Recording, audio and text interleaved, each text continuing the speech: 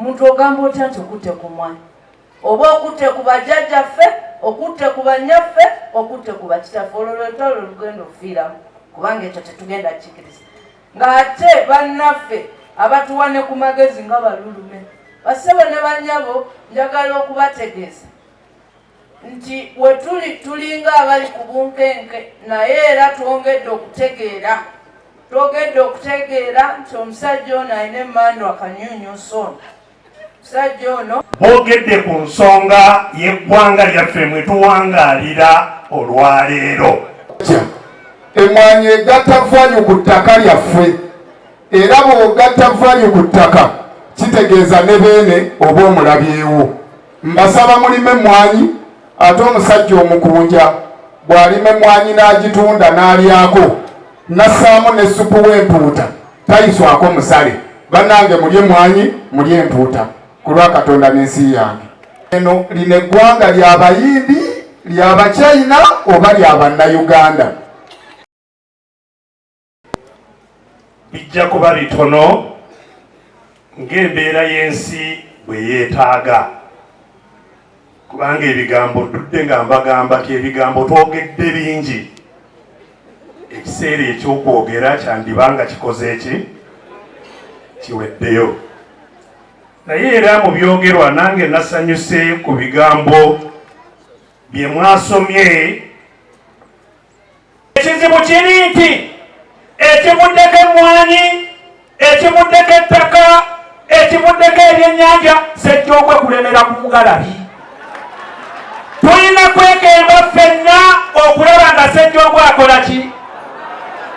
Tubasaba ffe nga palamenti ya Uganda bwe mwagirabye emaliridde okulaba ng'ekiteekiso kiri kisazibwamu eky'emmwanyi ekigenda otulya kitukube wali nga Uganda ate okusingira ddala nga Buganda. Bannange mumalirire, buli w'okwata akazindalo kyogereko tukivumirire, ate tetukolanga ebifaananako bwe bityo.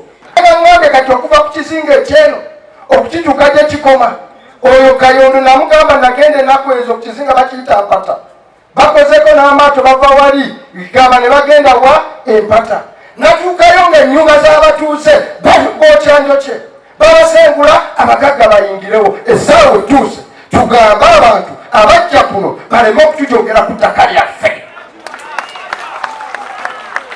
Wano wanjogerera wano luluma abawulire, buli ttaka lyetoolodde ekizinga lyonna waliwo aliyinako ekyapa kati.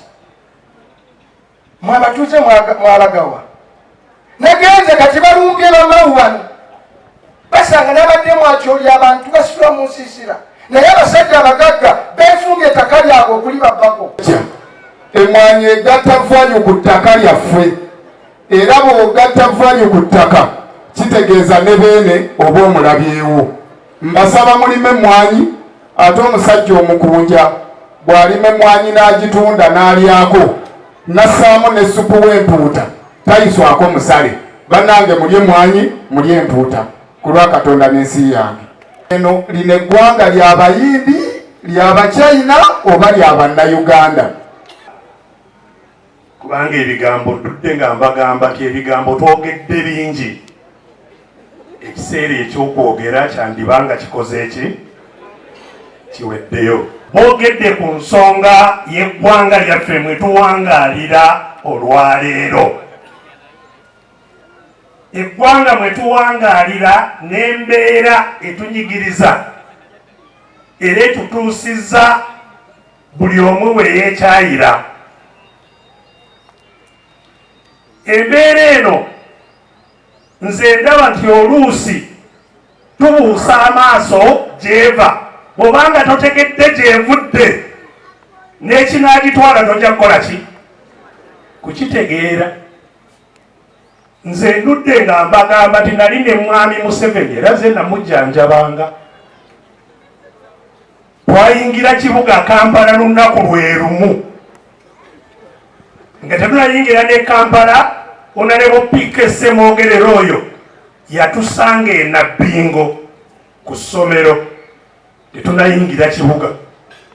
Waliwo yatumibwayo okusooka n'amukima n'atusanga e Nabbingo. Njagala tujjukirenga ekyatuukawo nga 26 ogw'Olubereberye obuyinza obwo bujja kutambuzibwa bannakibiina ekya NRM. Obuyinza bw'eggwanga lyonna bwawambibwa eggye lya NRM. N'eggwanga lyonna ne liwambibwa. Ekyaddako ebitongole ebyali biddukanya eggwanga eryo eryawambibwa, ebitongole nabyo ne biwambibwa.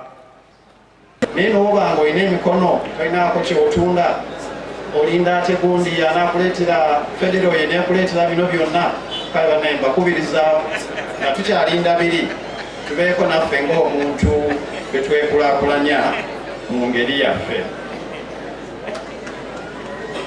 Ensi yaffe njagala okubazaamu essuubi. Ensi yaffe ejja kutereera, naye tejja kutereera nga tuleze bulezi ngalo. Ng'omuntu tubeeko kyetukola. Ssaasajja yatugamba nti oyo yenna bw'aba alina kyakkiririzaamu ng'akyagala n'asigala ku mazima n'abeera mu malirivu, oddaki kyoyagala n'okifuna. Kale mu bigambo bya bannaffe boogedde mulimu ebyennyamiza naye bituwa essuubi, tutumanyi ki ekyokukola era tukikole nga kitandikira ku ffe ng'abantu.